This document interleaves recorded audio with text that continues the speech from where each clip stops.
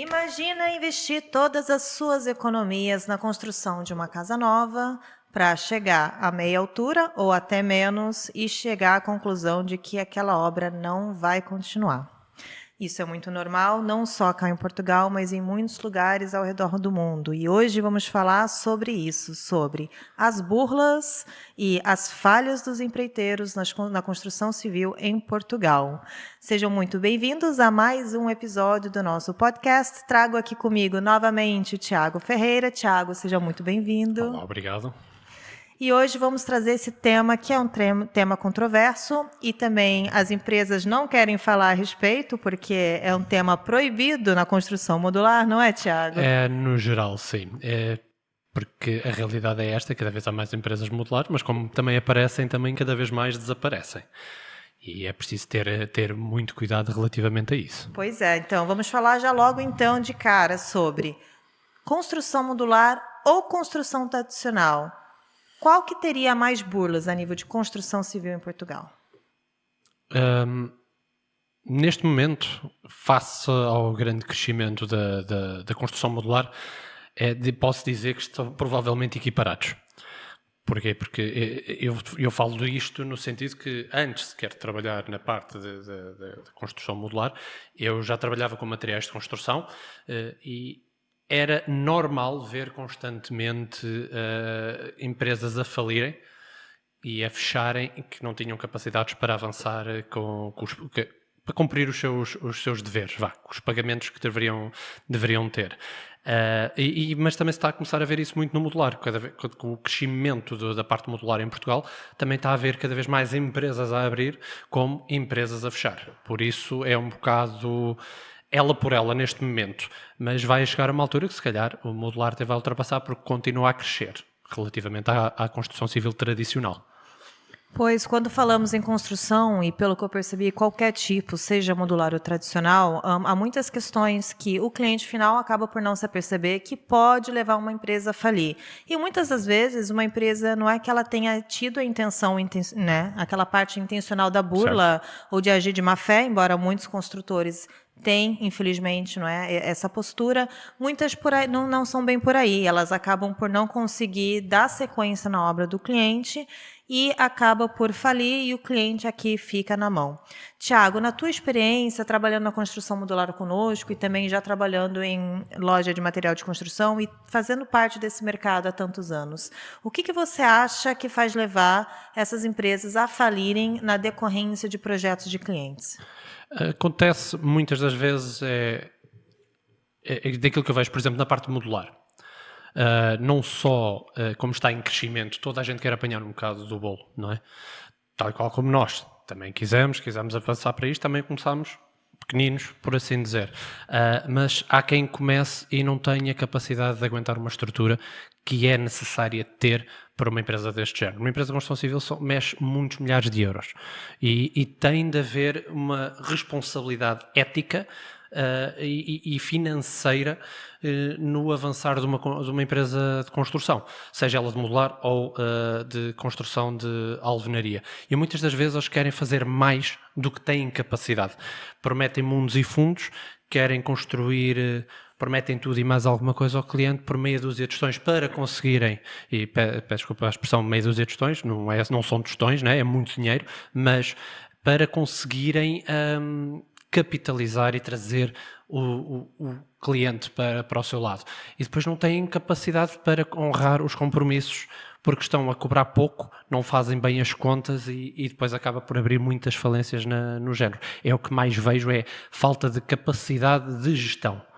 É o que eu acho a maior parte nos casos das empresas de construção modular. E da alvenaria, claro. E faz muito sentido, porque quando falamos em uma construção, estamos falando de insumos da própria construção civil, que são os materiais, não é, que podem depois ter perdas, podem sofrer reajustes a nível de preço que o construtor inicialmente pode não prever, mas também aquilo que o Tiago falou aí bem da estrutura interna que uma empresa precisa ter, a nível de técnicos e pessoas qualificadas, para fazer a máquina girar, não é? Porque é uma máquina mesmo que faz girar uma construção como essa. Então, por exemplo, uma empresa A que te vai oferecer uma casa por 120 mil euros e está a vender igual água, porque está com preço mais acessível. E aquela mesma casa, a nível de tipologia de área de construção, que vai vender, não é uma empresa B, que vai vender por 170 mil euros, está a vender um pouco menos, mas está garantindo a nível de entregas e de qualidade. O que é um bom negócio? É tentar poupar esses 50 mil euros entre a A e a B, ou arriscar e pegar o orçamento mais barato e depois ver como que aquilo corre? Depende. Há vários fatores. Não podemos dizer que a empresa A constrói da mesma forma que a empresa B. Também há que ver essa diferença, como já foi falado amplamente, que há que comparar o comparável primeiro. Mas se for exatamente o mesmo tipo de ofertas, é desconfiar. Se as empresas já estão há mais anos no mercado, já estão seguros no mercado nacional, que todas elas, os preços estão todos equiparáveis. A diferença acaba por ser, uma oferece mais isto, oferece menos aquilo, o que seja. E depois, de repente, há uma que diz que oferece tudo e mais alguma coisa por menos 50 ou 60, 70 mil euros, é desconfiar. E eu acho que depois as pessoas se deixam ir pela... É aquela velha expressão, ir pela banha da cobra, como se costuma dizer. Pá, é preciso comparar tudo, ver realmente, tirar referências das empresas, porque o barato sai caro às vezes. Pois é engraçado que cada vez mais, quando nós olhamos, não é, as notícias online, aparece com alguma recorrência notícias onde falam de burlas e empresas que faliram e deixaram os clientes na mão. E ainda, pelo que eu me recordo, 2 ou 3 semanas atrás, primeiro um outro comercial que trabalha aqui conosco recebeu uma mensagem de uma cliente a dizer que o construtor havia iniciado a estrutura da casa dela, que também, tal e qual a Congrau, fazia casas modulares em ambiente fabril, aço também, tubular soldado. Entretanto, não conseguiu terminar, não conseguiu cumprir, não é, com o acordado, e agora a cliente estava em busca de um construtor que agarrasse naquela estrutura e terminar a construção. E você também teve, acho que logo de seguida, não é, um outro cliente a dizer que também passou pela mesma chateação. Provavelmente deve ter sido a mesma empresa, não é? Eu acredito que seja a mesma empresa, porque calha tudo numa zona geográfica similar. E tanto essa casa até que o colega, esse cliente que tinha a estrutura feita, que o colega recebeu, depois acabou por passar também pelas minhas mãos, porque a cliente acabou por ligar para mim também, achando que era outra empresa, e aí já desabafou um pouco mais, explicou-me um pouco e mandou-me até fotos da própria estrutura, para ver se ela já nem quer se preocupar com o passado da outra empresa, fechou, ela só quer é ter a casa. E a ver se nós pegávamos na estrutura, que é aquilo que eu digo, não é tão linear assim, nós não podemos pegar numa coisa sem analisarmos primeiro, se tivermos plantas estruturais e tudo mais, nós temos de analisar o que lá está, porque não podemos dar garantias da qualidade do nosso trabalho, não sabendo realmente o que é que lá está. Por isso é que eu peço numa fase inicial fotos para tentarmos analisar alguma coisa e depois, se possível, ir ver onde é que está a estrutura e tentarmos analisar tudo. Mas é cada vez mais recorrente. Empresas que começam e passados 4, 5, 6 meses já não estão cá, já fecharam portas, o dinheiro que foi depositado pelos clientes para avançar da obra já não existe, já se evaporou e muitas das vezes nem sequer já cá estão a morar em Portugal, nem a morada fiscal já está ativa, nem nada, nem telefonemas, nem nada. E cada vez vê-se mais isso. Não, mais uma vez, não quer dizer que sejam burlas, mas a maior parte acho que são mesmo incapacidade operacional, no fundo, que querem crescer e não têm essa capacidade. Pois, e é mesmo uma pena, porque depois é o cliente que acaba por sofrer, não é? Porque toda aquela ansiedade, né, de ter a própria casa, o dinheiro que já lá foi, e ainda ter que tentar achar outro empreiteiro, que provavelmente já tenha sido escolhido com algum cuidado, e depois ter que lidar com esse tipo de chateação. Mas então, falando sobre pagamentos, linearidade, porque subentende-se que o cliente paga e com o dinheiro daquele valor vai ser feita a obra dele.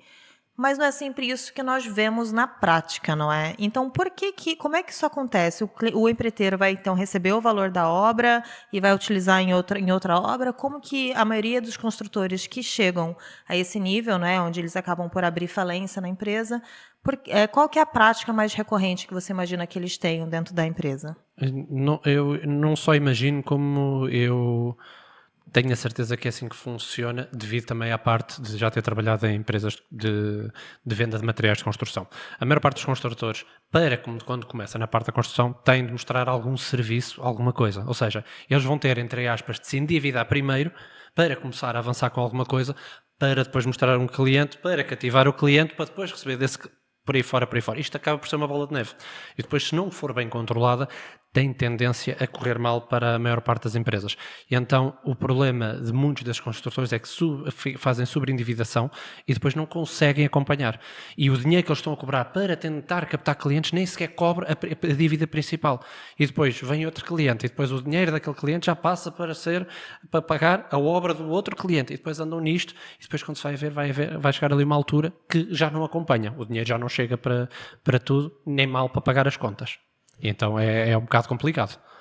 Pois, e se você parar para ver, é uma coisa que acontece internamente nas empresas, mas o cliente final não consegue perceber. Mas quais sinais que seriam importantes o cliente tentar perceber numa empresa ao visitar a empresa? O que você acha importante o cliente saber antes de avançar com a contratação de uma casa? E eu digo qualquer construção, seja em alvenaria, seja modular. Né?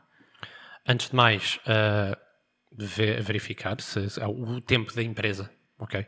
Se a empresa já está há muito tempo, independentemente se é de alvenaria ou se é de modular, por exemplo, no nosso caso, nós temos tanto a parte de grau em engenharia e construções como a parte Mod Hub, ou seja, já temos muitos anos de mercado no global. Mas eu digo isto sempre a todos os meus clientes. Marquem visitas em fábrica, vão verificar, vão ver a qualidade das construções, vejam o que é que realmente está a ser oferecido e digo isso também para nós. Eu digo, venham-nos visitar, isto é um investimento muito grande, não é o mesmo que ir ali ao supermercado comprar 2 ou 3 iogurtes e está feito. Não, aqui é muito dinheiro que está envolvido. E eu digo sempre, tanto a visitar-nos a nós e a muitos dos meus clientes eu também lhes aconselho, vão ver outras empresas, comparem, porque eu com a confiança que tenho, se calhar um pouco da arrogância também, mas digo sempre, vão, falem, vejam, porque eu sei que depois vêm falar comigo, porque eu quero que eles tenham essa abertura de poder verificar, não se sentirem presos a um só construtor, porque isso aí também demonstra que não temos confiança no nosso trabalho e na nossa construção, não é? E por isso é que eu digo, vejam sempre. O principal passo é verificar, visitar se tem fábrica física, se tem construções a decorrer, que construções é que estão a decorrer, em que passo é que estão as construções, o que é que está oferecido, o que é que não está oferecido, claro que isso tudo interessa, não é? No ponto de vista da ótica do comprador, interessa muito o que é que está incluído dentro daquele valor, não é? E depois ver se, desconfiar se a oferta é muita, desconfiar é sempre aquela expressão, quando a esmola é muito, o pobre desconfia, não é? Pois, infelizmente, e lá está, é mesmo a importância de visitar. Você sabe que aqui internamente na Congrau também, eu sempre falo para os comerciais, evitem de passar muita informação por e-mail ou por telefone, porque nós queremos que os clientes marquem visitas conosco, nós queremos mostrar a construção em fábrica para o cliente conseguir perceber que é uma empresa operando, que estamos aqui a fazer casas, a entregar casas, e isso também ajuda na tomada de decisão do cliente. Não é importante o cliente vir sentir o material, pegar na mão e perceber a construção que é, não é? Completamente. E claro que eu vou dar um exemplo. Isto aconteceu até comigo há relativamente pouco tempo. Uns clientes com quem eu tinha marcado visita na nossa fábrica em Leiria, e que por acaso, por sorte ou azar, quando chegaram não estava nenhuma construção a ser feita porque já tinha saído para o terreno. E eles estranharam, ligaram-me logo. Tiago, está cá? Eu por acaso estava, tinha o carro estacionado atrás da fábrica. Eu, sim, estou aqui no escritório. Ai, que chegámos aqui e não vimos nada. E eu depois, pronto, lá expliquei, não, acabou de sair, tive-lhe a mostrar os vídeos do transporte e tudo mais, e eles ficaram mais descansados.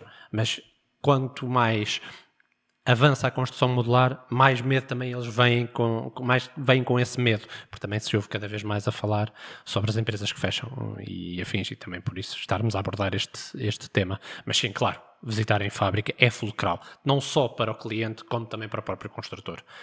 Uma coisa é falar por telefone e explicar partes técnicas por telefone, outra coisa é mostrar in loco e verem e sentirem, lá está, a qualidade da construção que está a ser oferecida. Sim, eu acho que uma grande razão pela qual tem se falado muito em burlas na construção modular, muito mais do que se escuta falar na construção tradicional, é porque o sistema também de pagamento por parte do cliente na construção modular é um pouquinho diferente da construção tradicional, não é, Tiago? Sim, acaba por ser um bocadinho diferente, porque até mesmo a nível da parte dos bancos, como a obra não é feita toda no terreno, é feita maioritariamente em fábrica, os bancos funcionam também de uma forma diferente.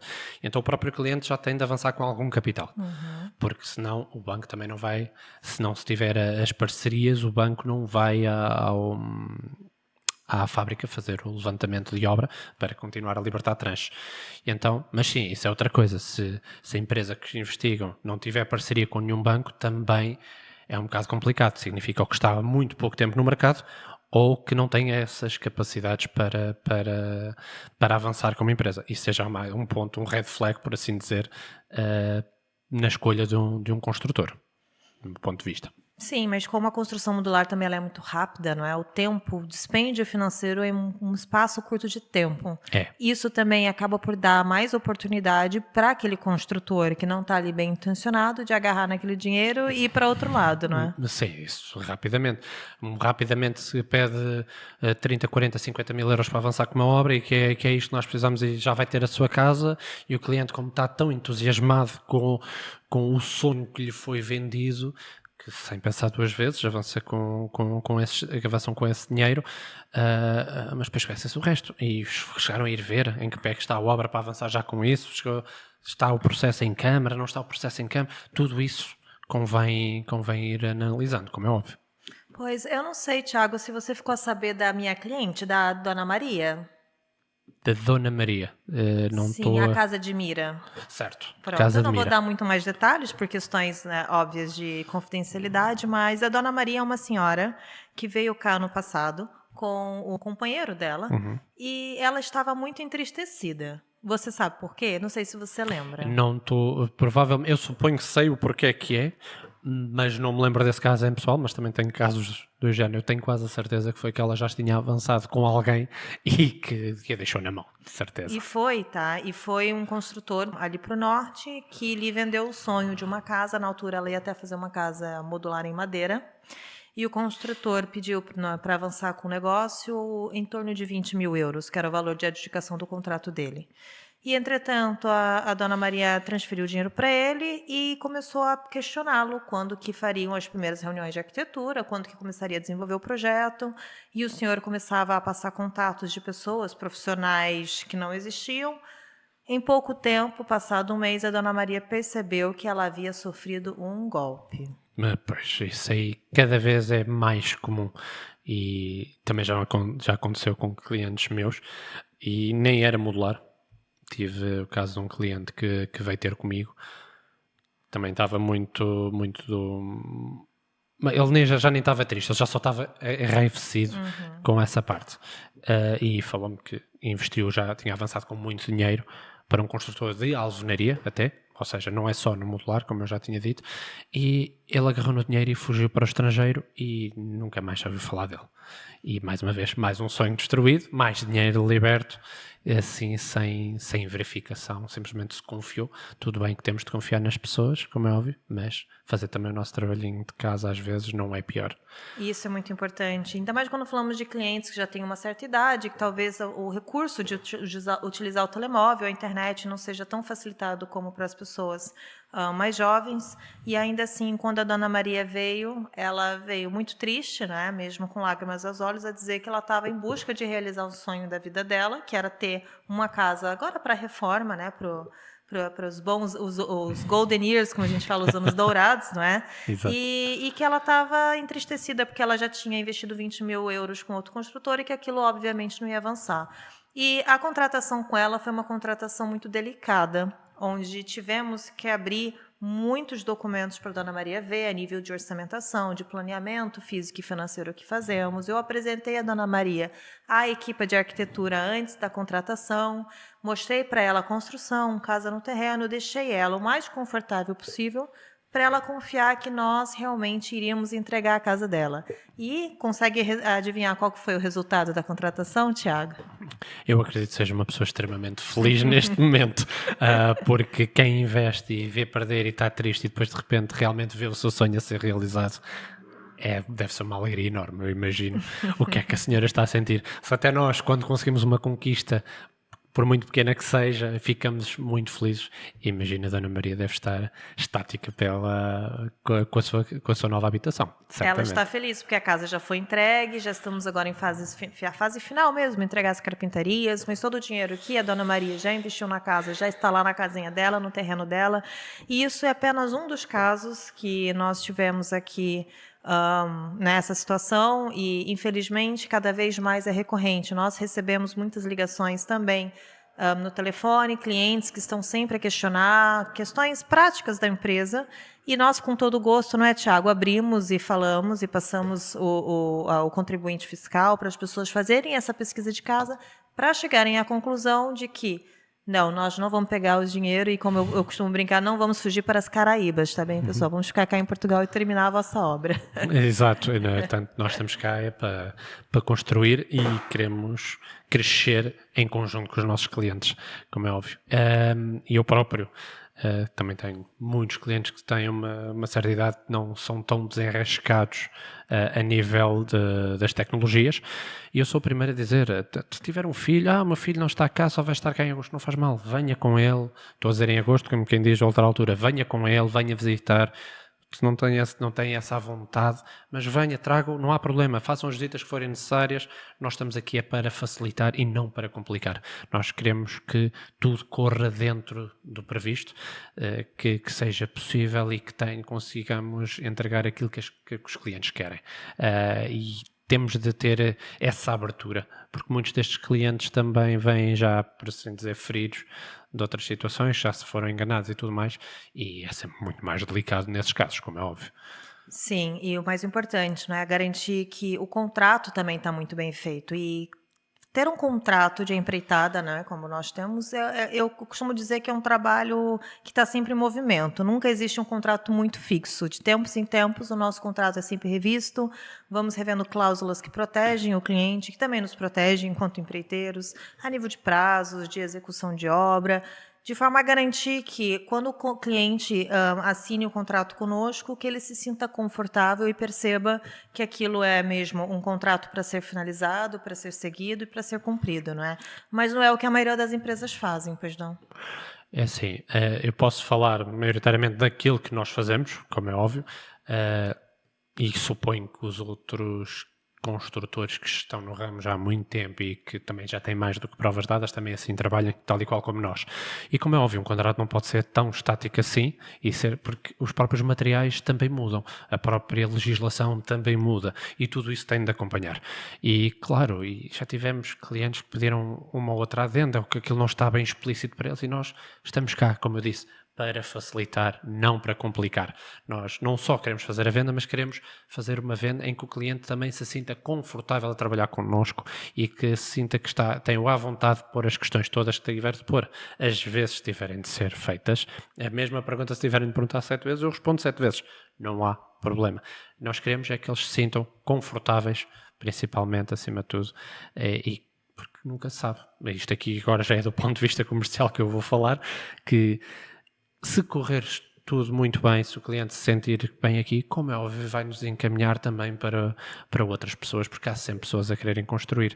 E se um cliente se sentir bem tratado, tem mais tendência a voltar, como é óbvio. Sim, isso em qualquer lado, né? Isso nós já sabemos que o tratamento ao cliente, eu até falo isso aqui, né? Não só para o Thiago, mas para os outros comerciais, que assim que o cliente senta à nossa frente, o cliente é a pessoa mais importante, muito mais importante que a nossa casa, mais importante do que qualquer outro. Naquele momento é o cliente que importa, porque nós estamos cá para realizar esse sonho da casa, não é? Então nós temos que dar abertura para o cliente nos falar o que ele quer, falar também desses desabores que já aconteceram no passado, para a gente conseguir conduzir a visita de forma a ele ter o melhor aproveitamento, ele conseguir receber a informação que ele precisa para se sentir confortável.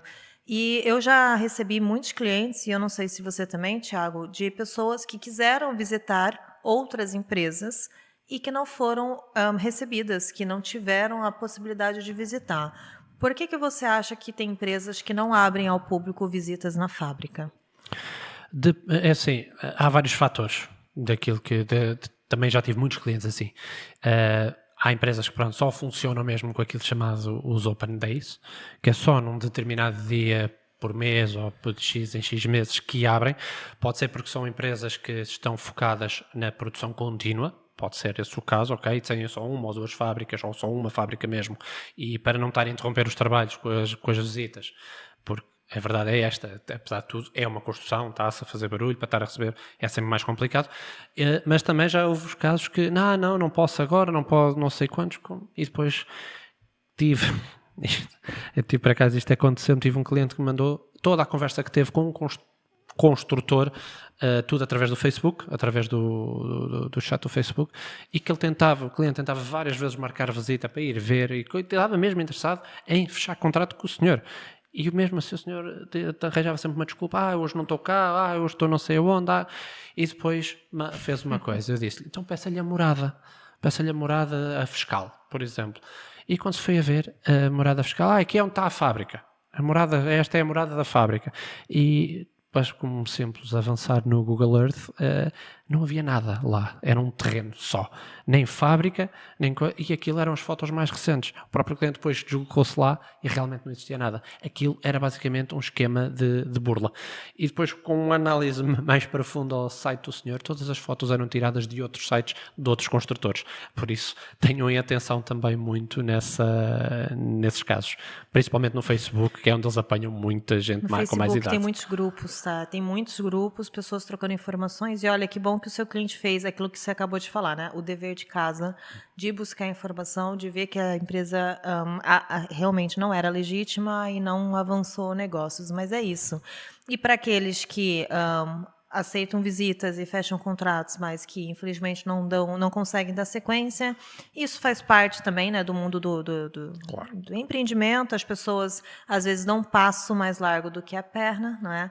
E acontece de assumirem compromissos que depois, infelizmente, não conseguem ter, e quem paga o preço é o cliente, não é, Tiago? Exatamente, acontece muitas vezes e cada vez mais, e não acredito que em muitos casos não seja por mal, até tenham todas as intenções de crescer como empresa, mas não fazem bem os cálculos previamente antes de avançar e depois metem-se num buraco maior do que conseguem sair. Então, olha, vamos aqui, para nós finalizarmos o nosso bate-papo, agora estamos focados em trazer temas que realmente podemos falar sem filtros, e é um tema que, garantidamente, a maioria das construtoras modulares ou tradicionais não querem falar sobre burlas, não querem falar sobre essas chateações, mas nós queremos trazer essas informações para o público porque é muito importante para que tenham consciência de o valor do dinheiro, não é, que de vosso mesmo, não é, que só vocês sabem o trabalho que foi para se conquistar aquilo que foi necessário, né, para você conseguir juntar aquela economia para depois dar na mão de uma pessoa que vai-se embora e você não vê mais. Então, se fôssemos fazer aqui, sem filtros, Thiago, uma checklist do que o cliente tem que ter em atenção antes de contratar uma construção, seja tradicional ou modular. Vamos lá. Então, não são muitos pontos, há 2 ou 3 pontos mais fulcrais. Desde, primeiro, verificar o histórico da empresa, o tempo de que existe no mercado geral, porque lá está, tal como nós temos duas empresas dentro da mesma, verificar há quanto tempo no global estão. Se for na parte modular, verificar, ir às fábricas, ver realmente as construções, ver o que é que está a ser feito, o que é que não está a ser feito, o que é que está a ser oferecido por aquele valor, e tentar fazer um trabalho mental. Hoje em dia até o ChatGPT ajuda nisso, né? Fazer aquele trabalho de pedir, será que um valor geral de coisa destas obras que isto está a ser oferecido equivale, não equivale, está dentro do valor, não está dentro do valor, está demasiado abaixo do valor, que é o que normalmente acontece, estar demasiado abaixo do valor de mercado. E a integridade das pessoas com que se está a falar nota-se logo também. Falar com as pessoas e não ser só por telefone. Tentar sempre fisicamente conhecer a pessoa, ver e falar com elas. Eu acho que isto, para mim, um ponto de vista, e aqui não é o Tiago comercial que está a falar, é o Tiago o comprador, por assim dizer, que está a falar, que é o que você faria, não é, Tiago? São os principais pontos. Verificar o histórico, verificar as construções no local e pronto, e se for uma construção de alvenaria, verificar os trabalhos que já tiveram e tentar, porque assim é sempre mais fácil quando é em alvenaria, não é trabalho em fábrica e tudo mais, tentar verificar o que é que já foi mesmo feito no terreno. Nas outras, o principal é visitar as fábricas. Para mim é o ponto número vá por assim dizer, de todo, no geral. Eu faria sempre estes passos. Pronto, e eu concordo, pessoal, é muito simples, é verificar o histórico da empresa, é verificar a pegada digital da empresa, não é que eu costumo Sim. dizer, como é que estão as redes sociais da empresa, as avaliações no Google, tem ou não tem lá fotos, não é, da construção, das fábricas, o que a empresa tem a dizer socialmente, não é, sobre o próprio trabalho, sobre a própria equipa, ter em mente que é importante, antes de avançar com qualquer contratação, pedir de antemão o contrato, ler bem as cláusulas. Tem muito cliente que não lê cláusula de contrato, né, Tiago? É verdade, é verdade. E depois ficam surpresos às vezes. Mas eu não li nada disso. E chegou a ler o contrato. Via-se sempre por alto e tal. Mas eu digo sempre, leiam, vejam se está tudo de acordo. Só assinam depois de estar tudo esclarecido. Tanto que eu mando normalmente até via e-mail o primeiro draft, por assim dizer, do contrato, para eles começarem a ler as cláusulas e para depois me tirarem as dúvidas todas, porque eu quero que eles tenham as dúvidas todas antes sequer de fechar contrato. Porque imagina, até pode haver lá alguma coisa que eles não estejam 100% de acordo, que é para vermos o que é que se pode fazer ali ou não e vermos quais são as dúvidas. Convém, sempre. Sim. Ler o contrato profundamente, sim. E quando falar de pagamento, só transferir valores caso a empresa já tenha enviado pelo menos uma proforma, tá, pessoal? Porque é isso que vai mostrar, não é, depois judicialmente, que foi feito um acordo onde a empresa emitiu uma proforma e o pagamento foi feito. Não transfiram valores sem que a empresa tenha te dado um documento oficial de recebimento daquele dinheiro. Mas quando fazem a transferência, as pessoas também esquecem-se disso. Guardem sempre os comprovativos. Guardar os comprovativos de transferência, porque isso vale muito. Porque se realmente saiu da conta pessoal para uma conta que está associada à empresa, já é uma prova legal em como foi feita essa transferência. Eu, como pessoa, guardo sempre os comprovativos todos, sempre pastinhas, chamei maluco, mas já vi muita coisa a acontecer aí, não é? Eu acho que nós estamos até um pouco, como tem um termo que diz, calejados, de ver pessoas que vieram para cá com essas dores, não é, do passado. Então, acabamos por ver a importância de termos todos esses cuidados. E é isso. Eu não sei, você tem mais alguma coisa a colocar aqui para essa pauta sobre as burlas? Alguma outra experiência que você acha relevante? No geral, é muito isto que já falámos ao longo deste episódio. Principalmente a todas as pessoas que nos possam estar a ver e a ouvir, tenham cuidado, verifiquem sempre. Não, por muita pressa que vocês tenham na construção, façam as coisas bem pensadas. Vão analisar tudo bem analisado. Não digo que demorem 5 anos para avançar, não é? Mas digo também que não ouçam e digam, sim senhor, vamos já avançar. Não, analisem tudo tem o seu processo, pensem, tirem as dúvidas, questionem tudo o que tiverem de questionar. E eu costumo dizer isto e peço desculpa à expressão a todos os meus clientes, não há perguntas parvas, parvo é não fazer perguntas, ok? Por isso, tirem todas as vossas dúvidas, avancem com essas questões, porque seja o nosso caso, ou até acredito que os nossos concorrentes, estamos cá todos para tirar as dúvidas todas, para que consigam avançar com a construção sem dores de cabeça, por assim dizer.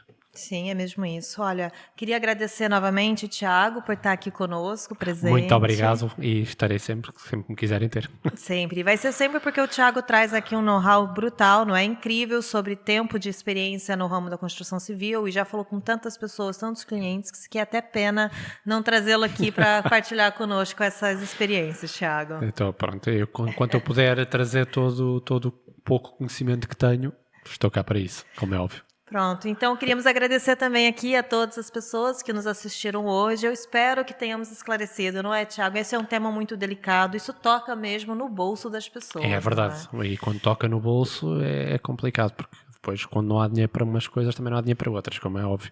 E a nível pessoal, mantenham-se protegidos, volto a dizer. Façam todas essas questões, perguntem, avancem. E qualquer dúvida também podem entrar em contacto connosco. Se tiverem alguma questão também até acerca deste episódio, de alguma coisa que não tenham percebido bem, podem deixar nos comentários, tanto no YouTube como nos nossos Reels, TikToks, etc. Façam as perguntas, alguém certamente vos irá responder.